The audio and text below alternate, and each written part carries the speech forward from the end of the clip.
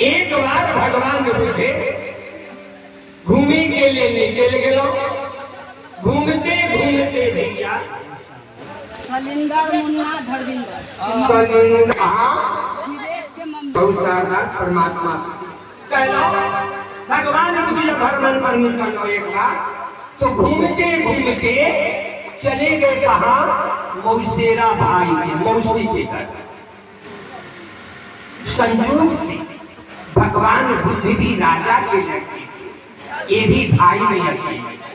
इनकी मौसी का मौसेरा भाई भी राजा था। वो उनका मौसेरा भाई भी एक ही, उसका नाम है आनंद। मौसेरा याद रखेंगे, बौद्ध धर्म का सबसे बड़ा शिष्य और धर्म पद प्राप्त करने वाले आनंद। तो गए दरवाजे पर आवाज लगाई। भगवान बुद्ध ने कहा भिक्षाम देही भिक्षाम देही भिक्षाम देही। आनंद नौजवान शादी हो चुकी, इस झरोखे पर अपनी पत्नी के साथ आराम करते। भगवान की आवाज सुनाई। याद जो विषय में डूबा रहेगा परमात्मा की आवाज कभी सुनाई नहीं, आवाज सुनाई नहीं पड़ती। भगवान बुद्ध लौट गए। दासी जो नौकरानी थी दौड़ी दौड़ी हवेली में गई और उसने निवेदन की, बोले राजकुमार आनंद भगवान बुद्ध दरवाजे से लौटते जा रहे। होश आया, चेतना जगी आनंद। अरे भगवान लौटते जा रहे, दौड़ कर आए और भगवान बुद्ध के पीछे पीछे आवाज लगाते गए। भगवान लौटिए, गुरुजी लौटिए, सरकार लौटिए। एक बार भी गुरुजी ने न मुंह तक देखा और न एक शब्द बोला। आगे बढ़ते याद रखना, गुरु चेला वाला गुरु बहता पानी है, वो तुम्हारा इंतजार नहीं था। अभी भी आनंद भी पीछे पीछे चलते गए। जहां पर ठहरने का जगह था बुद्ध भगवान को, उस कुटिया के थोड़ी दूरी पर जब गए तो एक हाथ में तुमरी थी। वो पहले तुमरी संत रखते थे काला वाला, तो उन्होंने पीछे कर दिया। आनंद ने तुमरी पकड़। याद रखिए गुरु चेला वाले, गुरु जी ने एक छोटा सा सामान दिया कि इस बहाने भी मेरे आश्रम तक आता है कि नहीं। आनंद चले आए। कुछ देर जब बैठे तो आनंद ने कहा महाराज अब मुझे आज्ञा दीजिए, अब हम घर जाएंगे। गुरु जी ने कहा आनंद एक काम करो, 2-4 दिन तुम मेरे यहाँ ठहरो। 2-4 दिन ठहरते। गुरु जी की बात करते तो कैसे करते, और बड़े भाई मौसेरा भाई की बात कैसे करते। रह गए तो सभी लोग शाम सुबह बैठे और गुरु जी भगवान बुद्ध कथा सुनाते, भजन सुनाते और साधना करवाते। तो सब लोग साधना करो।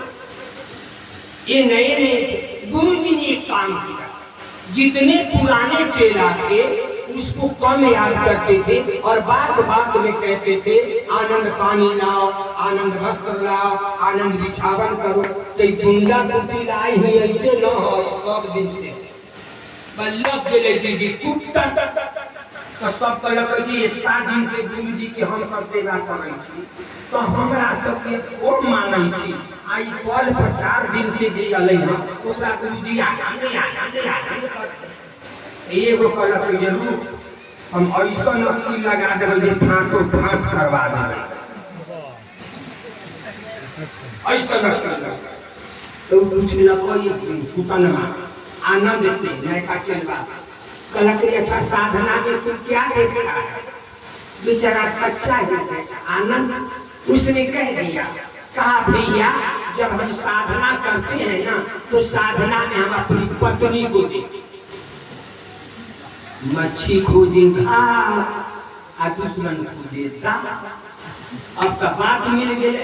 अब सांझ को जब गुरु जी बैठन कथा कहे, कथा जब खत्म हो गई तो चिल्वा फिर में आ बड़ा बढ़िया से कल के सरकार एगो बात कहना चाहे कल की कल आनंद जे साधना करे छे ना तो ये अपन साधना में पत्नी के देखे गुरु जी समझ गए। कहा अरे तुमको वो कहे कि अपना साधना देखने के लिए कि दूसरे की साधना तो देखने गया। गुरु जी ने डांट दिया, जहां गुंडा कुटिल पर करे वहां उसको जवाब देकर रास्ता नापो, अन्यथा बिना पंडुआ बने छूटेगा नहीं। याद रख। गुरु जी समझ गए आनंद विषय में डूबा हुआ है तो मेरे पास, लेकिन चित है पत्नी के साथ। अलग कैसे करें? गुरु जी शाम के समय ले गए घूमने के लिए एक पहाड़ की तरफ थी। रास्ते में एक पेड़ पर एक बंदरिया बैठल रही। अब बंदरिया के दान पैर में हाथ में जख्म रही है, लंगड़ी बंदरिया। तो गुरु जी कहते आनंद क्या है? बड़ा गौर कर गई कहानी। तो कल की सरकार बंदरी लंगड़ी बंदरिया। तो गुरु जी ने पूछा ये इसके सामने तुम्हारी पत्नी कैसी है? ये लंगड़ी बंदरिया के सामने तुम्हारी पत्नी कैसी है? कहा गुरु जी दिमाग खराब हो गया। कहा मेरी पत्नी रानी महारानी, अब कहा ये लंगड़ी बंदरिया। कुछ दूर आगे तो एक स्त्री को देखे, वो स्त्री कुरूप थी। कहा है आनंद इसके सामने में तुम्हारी पत्नी कैसी है? कहा ये तो बिल्कुल गंवारी में है, कुरूप है। मेरी पत्नी ऐसी तो कहीं कोई दिखाई नहीं देता, मेरी तेरी पत्नी सुंदर। गुरु जी अंत में ले गए, आकाश में देखा है। कहा देखो आनंद क्या है? कहा गुरु जी बहुत सुंदर, ये तो परी है। गुरु जी ने कहा आनंद बता, ये तीन को देखा, तीन में ये परी के सामने तुम्हारी पत्नी कैसी है?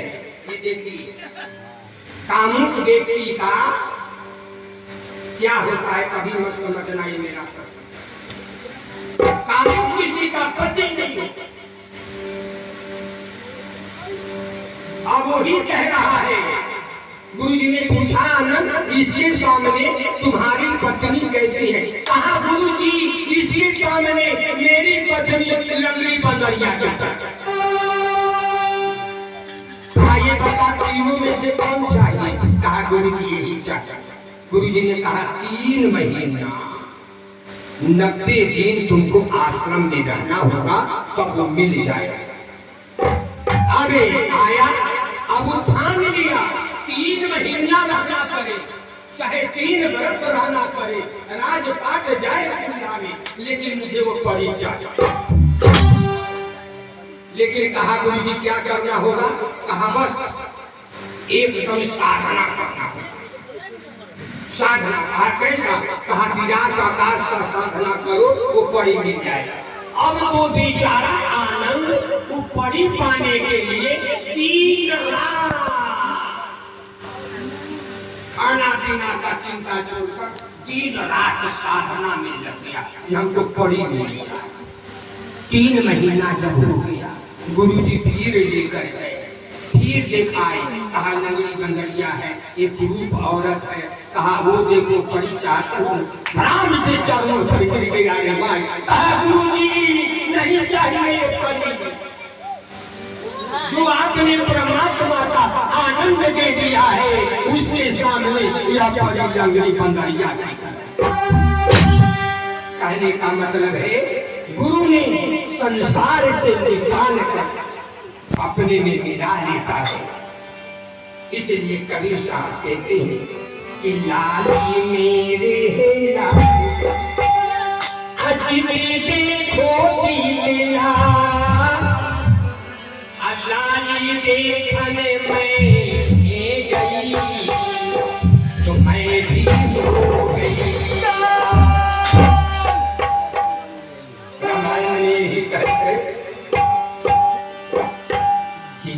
जाने सोई अपने देव जनाई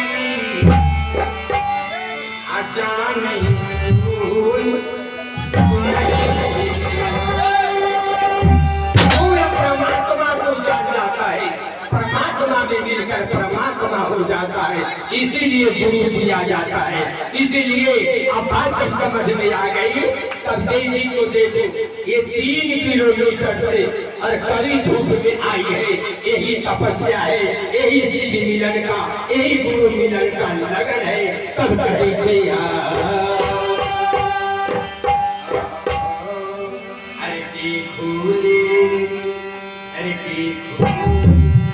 कपट के मरिया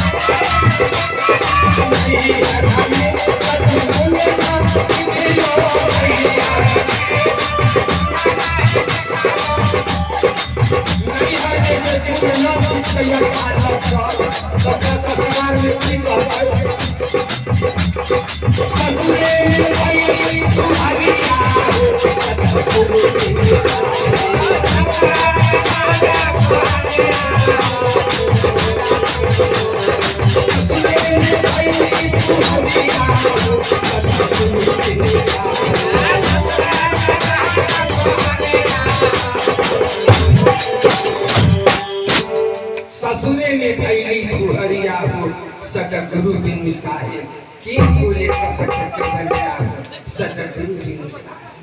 दीदी परमात्मा अपनों में करा असुरु जी सुरा सरस करुणा। हनुमान चालीसा में तुलसी बाबा लिखो कि जय जय जय हनुमान गुसाई कृपा करो गुरुदेव। नहीं कहते कि कृपा करो भगवान के नाई, कृपा करो माई के नाई, बाप के नाई में, कैसे गुरु के नाई। क्यों? गुरु संसार के भवसागर से निकाल ले माँ के द्वारे निकाल कर आवागमन छोड़ाकर जहाँ के माल वहाँ वापस करे छे परमात्मा में निकाले छे।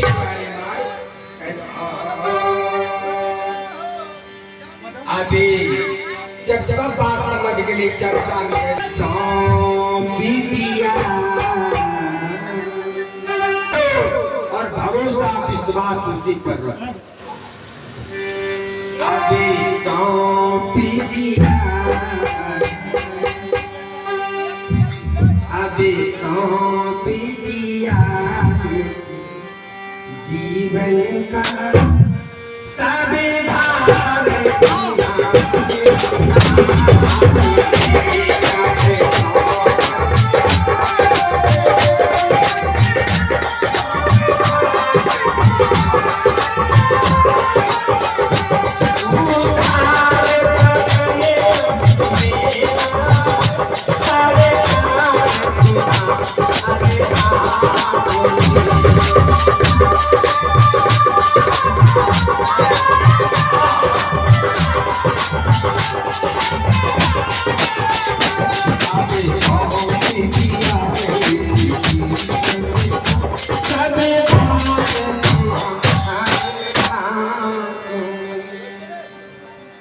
गौरव होगा कि उसे पहुंचता है कोई कृपी का नाम। हे महादेव इनका हमेशा गौरव बनाए।